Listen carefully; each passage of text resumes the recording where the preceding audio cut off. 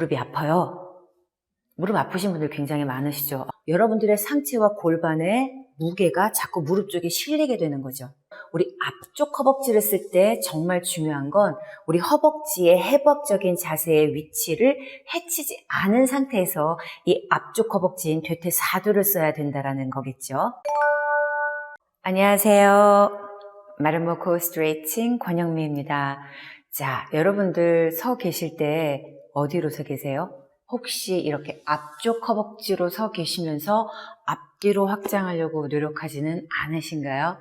자, 이 앞쪽 허벅지, 오늘은 이 대퇴사두에 대해서 한번 나눠볼까 합니다. 제가 그동안 많은 근육들에 대해서 설명을 드렸지만 이 대퇴사두에 대해서 설명을 드리려고 하는 건 오늘이 처음인 것 같아요. 자, 이 앞쪽 허벅지 굉장히 중요하죠. 우리 굉장히 강한 힘을 발휘하고 면적도 굉장히 넓고 굉장히 강한 근육이기도 하잖아요. 자, 대퇴사두니까 네 가지로 구성이 되어 있겠죠. 중간 광근, 외측 광근, 내측 광근, 그리고 대퇴직근 이렇게 네 가지로 구성이 되어 있어요. 이런 근육들은 무릎을 펴는 일을 담당하고 있어요. 자, 시작점이 어딘지 알아보는 게 굉장히 중요하죠. 마른 모코에 있어서는 근육의 시작점에서 끝나는 착지점을 관여해서 이렇게 수축을 하기 때문에 우리 시작점을 알아보는 게 굉장히 중요해요. 우선은 이렇게 왼쪽에 허벅지라고 생각한다면 이 부분에서 이렇게 내려가서 무릎까지 연결돼서 우리 정강이까지 연결되는 이 부분이 이제 중간에 있는 중간 광근이에요. 그런데 이제 외측 광근, 내측 광근이라고 하는 이 근육들의 시작점은 우리 내전근의 착지점 있죠. 치골에서 시작하는 내전근의 착지점, 바로 이 뒤쪽에 거친 선 부분에서 시작을 해요. 자, 내측 광근, 이렇게 바깥쪽에 외측 광근도 역시 모아져서 이렇게 정강이 쪽으로 가게 되어 있고요. 마지막에 대퇴직근은 골반 위에 부분, 여기 AIIS라는 부분과 고관절 부분에서 시작을 해서 역시 쭉 정강이까지 연결이 되어 있어요. 자, 이 부분이 이렇게 위쪽에서 시작을 해서 우리 무릎을 펴는 이런 역할들을 담당한다고 했는데, 자, 이렇게 우리가 앞쪽 허벅지라고 부르는 이 허벅지 중에 내측 광근과 외측 광근의 시작점, 우리 분명히 시작점에서, 그러면 이 거친 선 쪽에서 이 정강이 쪽을 잡아당기는 이러한 수축도 하게 된다는 얘기잖아요. 자, 그렇다면 우리 앞쪽 허벅지를 쓸 때 정말 중요한 건 우리 허벅지의 해부학적인 자세의 위치를 해치지 않은 상태에서 이 앞쪽 허벅지인 대퇴사두를 써야 된다는 거겠죠. 자, 그래서 제가 이렇게 대퇴사두 이 부분 중요하니까 이런 운동을 해야 돼요 라는 걸 지금 말씀드리는 이유는 내전근 앞으로 가고 척추가 뒤로 가는 이런 부분들이 설명을 어느 정도 하고 난 후에 그 기반 안에서 우리 대퇴사두를 골반이나 이런 고관절 위쪽에서 우리 정강이 쪽을 이렇게 잡아당기는 힘으로 써야 된다는 걸 말씀을 드리기 위해서지요. 자, 무릎이 아파요. 무릎 아프신 분들 굉장히 많으시죠. 무릎이 너무너무 저려요. 오른쪽만 아파요. 왼쪽만 아파요. 아니요, 양쪽 다 아파요. 자, 왜 그럴까요? 왜 그럴까요? 우리 이제 무릎이라는 이 부분은 허벅지뼈와 정강이 종아리 이렇게 연결되어 있는 부분이잖아요. 자, 이렇게 무릎이 아프다라는 부분에 있어서는 사실 무릎 쪽에서도 굉장한 인대들이 있는데 우리 이 허벅지뼈가 자기 자리를 찾지 않으면서 정강이랑 또는 종아리랑 연관되어서 일을 하게 될 때 우리 이 무릎 부분에 인대들이 방향이 잘못 설정이 돼서 움직인다거나 이렇게 되면 아플 수 있게 되는 거죠. 저도 오른쪽 무릎의 연골이 지금 거의 없는데 이쪽의 내전근을 끄집어내지 못하고 왼쪽보다는 이쪽의 내전근을 끄집어내지 못하고 계속 무릎에서 골반을 잡아당겼을 때 이제 이쪽의 공간, 이쪽에 연골이 있어야 되는 공간에 굉장히 이제 데미지를 많이 줬죠. 그래서 이쪽 부분이 사실은 지금도 소리가 굉장히 많이 나지만 전혀 아프지 않아요.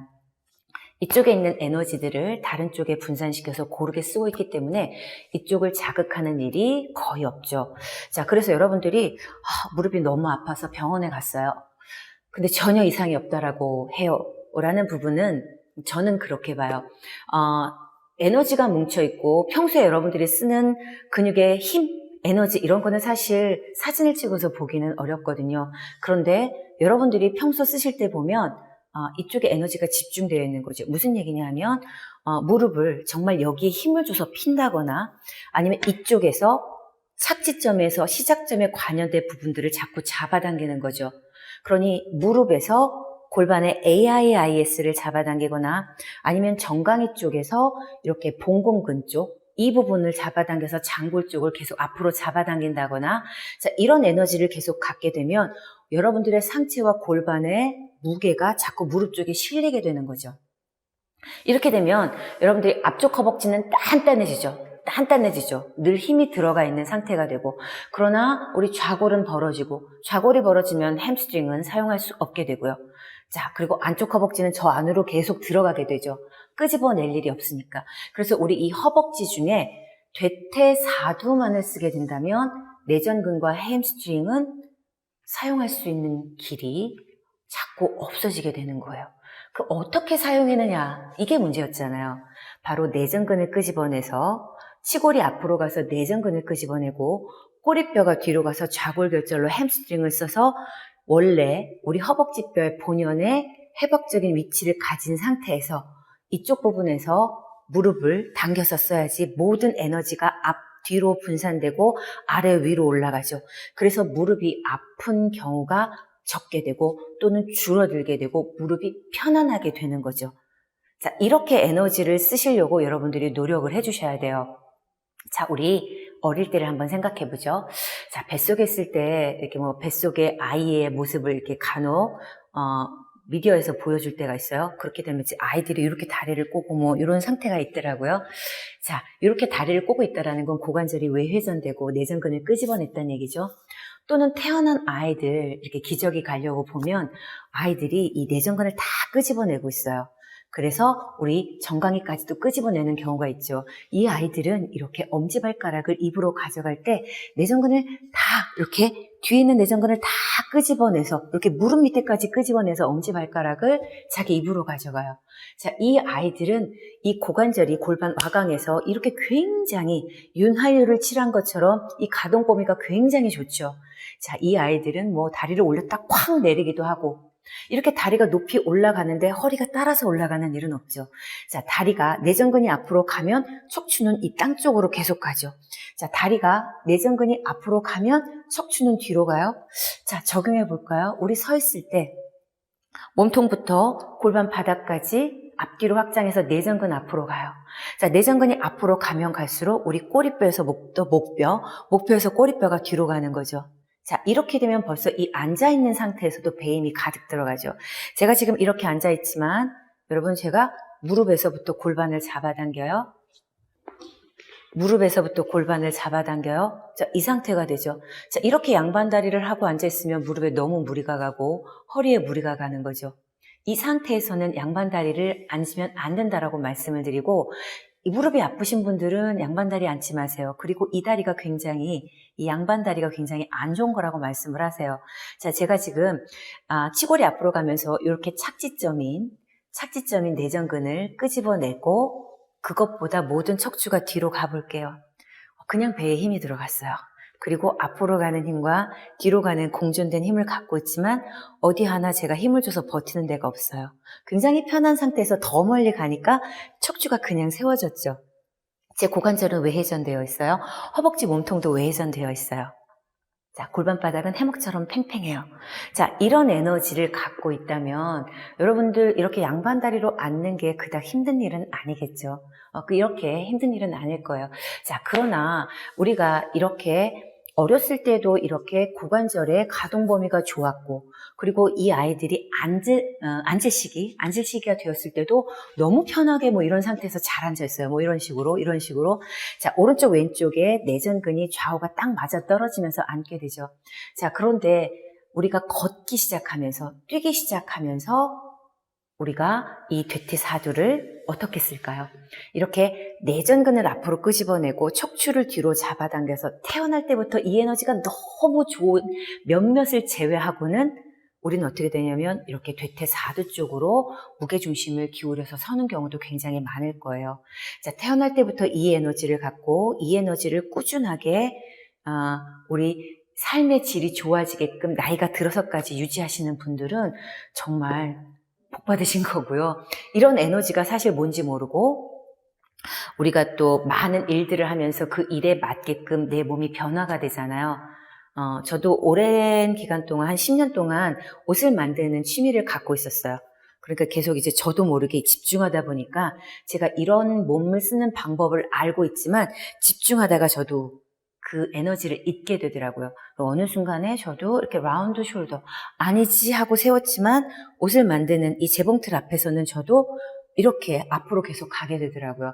그래서 본인들이 어떤 일을 많이 하느냐에 따라서 우리 이렇게 몸도 자꾸 변해가잖아요. 어쩔 수 없는 일이잖아요.